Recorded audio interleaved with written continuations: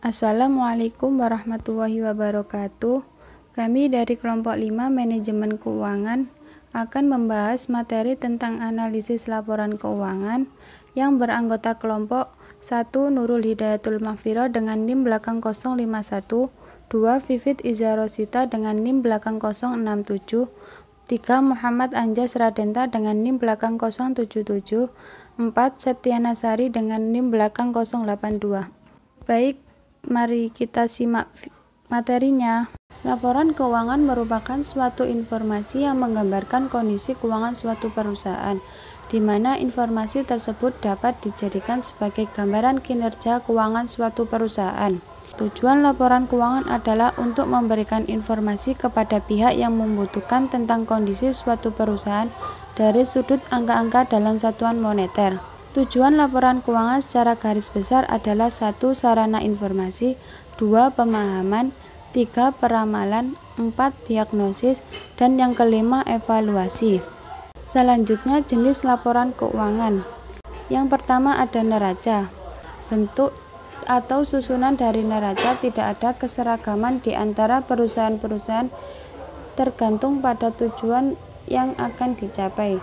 Dengan demikian, neraca terdiri dari 3 bagian utama, yaitu aktiva, utang, dan modal. Yang kedua, laporan laba rugi. Seperti diketahui, laporan laba rugi merupakan suatu laporan yang sistematis tentang penghasilan, biaya, laba rugi yang diperoleh perusahaan selama satu periode. Dalam perusahaan yang berbentuk perseroan, di samping neraca dan laporan laba rugi, juga disajikan laporan laba ditahan. Laba ditahan adalah bagian laba yang ditanamkan kembali dalam perusahaan dan diakumulasi selama umur perusahaan. Dan yang keempat, laporan arus kas. Laporan arus kas merupakan informasi atau sumber dari penggunaan uang kas pada suatu periode. Nah, sekarang waktunya kita belajar untuk menganalisis laporan keuangan. Ya, memang sih laporan keuangan udah disajikan runtut, angka-angkanya udah jelas, tapi untuk mengetahui informasi yang spesifik lagi gitu loh. Kayaknya kita juga perlu tahu caranya menganalisis laporan keuangan. Nah, gimana caranya? Ada beberapa metode, nanti kita bahas satu persatu ya. Pertama, metode index time series. Kata kuncinya time. Kenapa kok di situ kata kuncinya? Karena metode ini menggunakan perbandingan data historis. Maksudnya itu membandingkan data keuangan dari suatu periode. Biasanya periode terakhir ya, bisa tahun terakhir atau tahun berjalan dengan data keuangan di periode-periode sebelumnya. Nah, untuk analisis laporan keuangan pakai metode time series ini, kita memerlukan teknik namanya analisis horizontal. Kita langsung masuk contoh ya. Kita menganalisis horizontal dulu laporan neraca. Laporan keuangan jenisnya neraca. Misalkan kita ngambil basis tahunnya adalah 2015 ya. Nah, tahun ini dijadikan pembanding bagi pos-pos tahun 2016 gitu. Misalkan nih kita pengen menghitung salah satu pos, contohnya perubahan aset tetap ya. Besar perubahannya aset tetap dari tahun 2015 ke 2016. Ya, maka kita tinggal pertama kita kurangkan dulu nih. Besar aset tetap tahun 2016 berapa? 10.157.586 dikurangi aset tetap tahun 2015. Berapa? 9.106.831. Dikurangi jadilah berapa? 1.050.755. Nah, ini kan bernilai positif ya, berarti ini menandakan peningkatan. Nah, habis kita ngurangin, berarti kita akan ketemu selisih ya di antara aset tetap tahun 2016 dan 2015. Nah, selisihnya nanti kita bagi atau kita bandingkan dengan besar aset tetap tahun 2015. Jadi selisihnya tadi adalah 1.050.755, kita bagi dengan 9.106.831. Setelah itu kita kalikan 100 karena ini dipersentasekan ya. Jadilah berapa kira-kira hasilnya? 11,54%. Nah, dari angka persentase ini dapat kita simpulin ya bahwa aset tetap mengalami peningkatan dari tahun 2015 ke 2016 sebesar 11,54%. Ya, cukup berarti lah peningkatan seperti ini. Kita masuk ke analisis horizontal laporan laba rugi, teman-teman. Ingat kalau laporan laba rugi ada penjualan bersih, kemudian laba kotor, sampai yang paling akhir nanti laba bersih. Caranya masih sama kok. Kita pakai basisnya tahun 2015 ya. Nah, jadi misalkan kita mau menghitung besar perubahan nih, kita ambil posnya. Perubahan laba usaha nih dari tahun 2015 ke tahun 2016.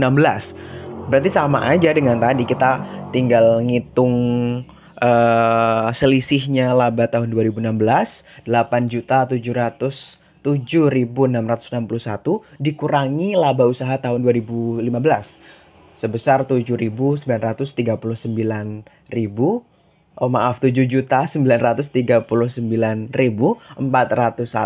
Dapat angka berapa? Dikurangi 768.260.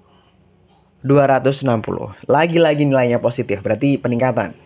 Selanjutnya sama, kita bandingkan ya selisihnya tadi, kita bandingkan dengan besar laba usaha tahun 2015.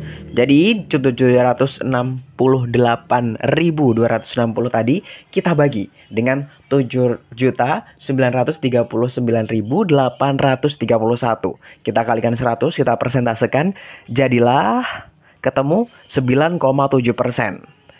Dari angka ini disimpulkan nih bahwa laba usaha mengalami peningkatan nih dari tahun 2015 ke tahun 2016 sebesar 9,7%. Gede juga ya. Sekarang kita pakai metode common size. Apa sih metode common size? Kalau tadi pakai selisih, pakai waktu ya, perbandingan waktu. Sekarang kalau ini common size ini menyajikan analisis nih dalam persentase per komponen. Maksudnya gimana? Metode ini akan memberikan informasi nih kepada teman-teman seberapa besar nih porsi suatu pos atau komponen mempengaruhi jumlah totalnya. Nah, untuk mengetahui atau untuk menganalisis laporan pakai metode ini ya, kita harus menguasai dulu nih namanya teknik analisis vertikal. Langsung aja masuk ke contoh ya.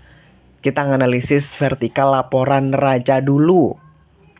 Kita lihat laporan neraca ada aset, kewajiban, dan ekuitas. Ingat rumusnya, aset sama dengan kewajiban plus ekuitas. Benar ya?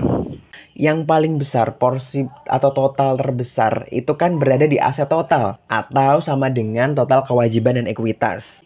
Maka dari itu, nah misalkan kita mau ngitung besarnya porsi kewajiban lancar, berarti yang kita jadiin penyebutnya atau basisnya nanti adalah total aset boleh, total kewajiban dan ekuitas boleh. Misalkan kita mau menghitung porsinya kewajiban lancar, berarti kita lihat dulu tahun 2016 kewajiban lancar itu posnya nilainya berapa?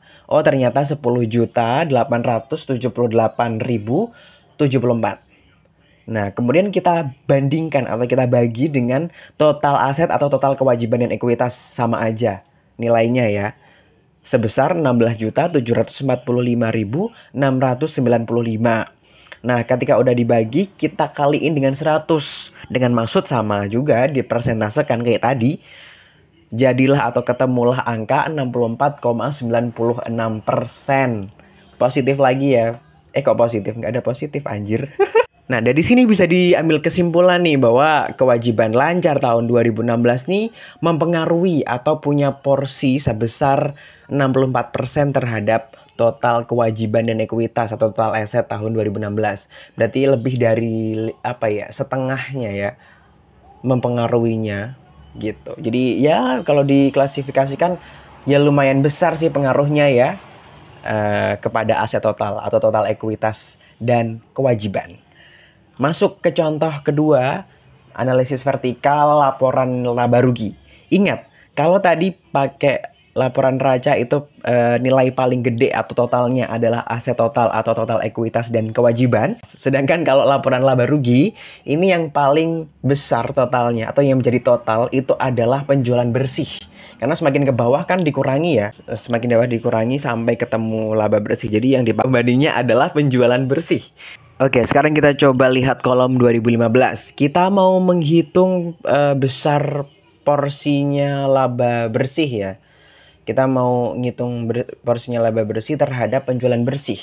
Berarti kita masukin dulu nih besar laba bersih tahun 2015, 5.851.805. Kita bagi dengan penjualan bersih berapa? 36.484.030. Dapat nilainya kita kalikan dengan 100 alias kita persentasekan. Jadilah atau dapatlah angka 16,04%. Nah, dari sini diambil kesimpulan ya bahwa laba bersih tahun 2015 memiliki porsi 16,4% terhadap penjualan bersih 2015. Ya kalau lebih disimpulkan secara sederhana lagi lah ya, laba bersih yang bisa dinikmati nih sama PT Unilever yang dicontoh tadi itu tidak sampai seperlimanya penjualan bersih ya, kan cuma 16,04% gitu ya teman-teman. Nah, selanjutnya kita masuk ke metode komparatif untuk analisis laporan keuangan. Nah, metode ini analisisnya pakai rasio-rasio nih, pakai rasio-rasio tertentu. Nah, dari rasio-rasio ini akan memberikan informasi tentang kecakapan perusahaan terhadap suatu aspek gitu ya. Caranya dengan membandingkan suatu pos dengan pos tertentu. Nah, untuk lebih tahu gimana ini nanti ngitung rasionya, ada rasio apa aja, ngitungnya gimana, terus kesimpulannya nanti gimana gitu. Kita langsung masuk aja nih di subbab berikutnya. Pertama, ada rasio likuiditas. Rasio likuiditas ini merupakan kemampuan sebuah perusahaan dalam melunasi utang dalam jangka pendek. Dan juga rasio likuiditas dibagi menjadi 3 bagian. Pertama ada coverage ratio, kedua ada quick ratio, dan ketiga ada cash ratio. Yang pertama, coverage ratio adalah memberi informasi tentang kemampuan aktiva dalam menutup utang lancar sehingga menggunakan perbandingan aktiva lancar dan utang lancar. Adapun yang termasuk sebagai aktiva lancar meliputi kas, piutang dagang, persediaan, dan sebagainya. Adapun juga utang lancar meliputi utang gaji, utang bank, utang dagang, dan sebagainya. Rumusnya, aktiva lancar dibagi dengan utang lancar dikali 100%. Yang kedua ada quick ratio, yakni merupakan informasi tentang kemampuan perusahaan dalam memenuhi kewajiban jangka pendeknya dengan mengurangi aktiva lancar dengan persediaannya. Adapun aktiva lancar yang digunakan lebih fokus pada komponen yang lebih liquid. Rumusnya quick ratio sama dengan aktiva lancar dikurangi persediaan dibagi dengan utang lancar dikali 100%. Yang ketiga ada cash ratio yang memberi informasi posisi kas yang dapat menutupi utang lancar dengan membanding antara kas dan aktiva lancar yang dapat segera menjadi utang kas dengan utang lancar. Rumusnya, kas ditambah setara kas dikurangi utang lancar dikali 100%. Yang kedua ada rasio solvabilitas. Rasio solvabilitas ini untuk memperhatikan kemampuan perusahaan dalam melunasi utangnya baik dalam jangka pendek maupun jangka panjang jika perusahaannya dilikuidasi. Rasio solvabilitas ini dibagi menjadi 7. Pertama ada total debt to total asset ratio yang mengukur persentase besarnya dana yang berasal dari utang baik utang jangka pendek maupun jangka panjang. Rumusnya, total utang dibagi total aktiva dikalikan 100%. Yang kedua ada debt to equity ratio yang mengukur persentase antara utang dan modal yang dimiliki perusahaan. Rumusnya, total utang dibagi modal dikalikan 100. Total assets to equity adalah rasio total aset dengan modal sendiri yang ada di dalam perusahaan. Rumusnya, total assets dibagi modal sendiri dikalikan 100%. Fixed asset to equity adalah rasio yang membandingkan antara total aktiva tetap dengan modal sendiri. Rumusnya, fixed asset dibagi modal sendiri dikalikan 100%. Current asset to equity adalah rasio yang membandingkan antara total aktiva lancar dengan modal sendiri.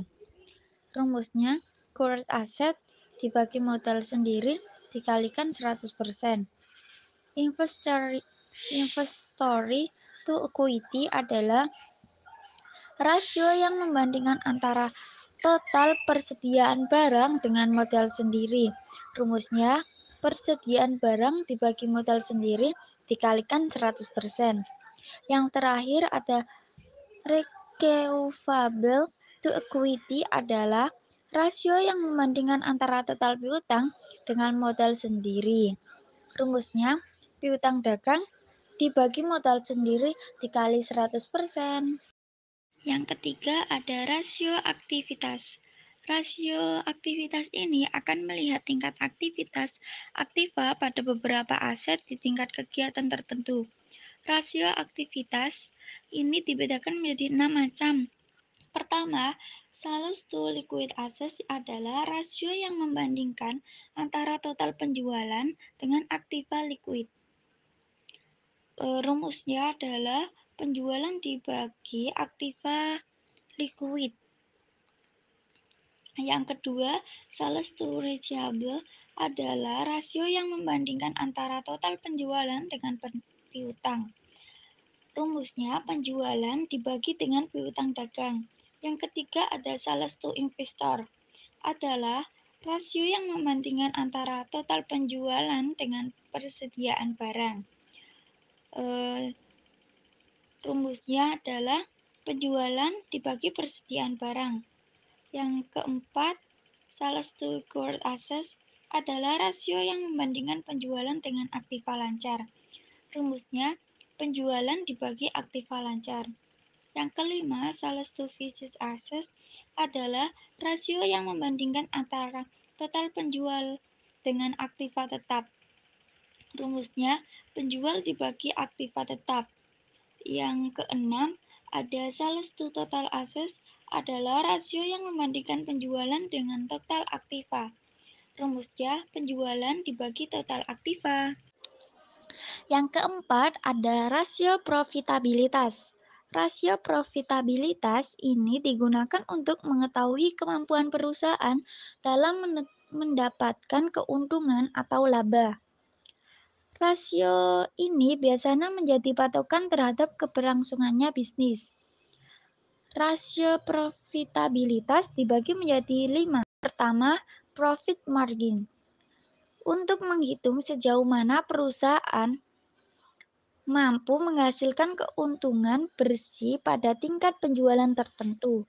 Selain itu, profit margin juga dapat menunjukkan kemampuan perusahaan dalam menekankan biaya pada periode tertentu. Rumusnya, laba bersih dibagi penjualan dikali 100%. Yang kedua ada gross profit. Gross profit adalah untuk memperlihatkan laba kotor yang dicapai setiap penjualan. Rumusnya, laba kotor dibagi penjualan bersih dikali 100%.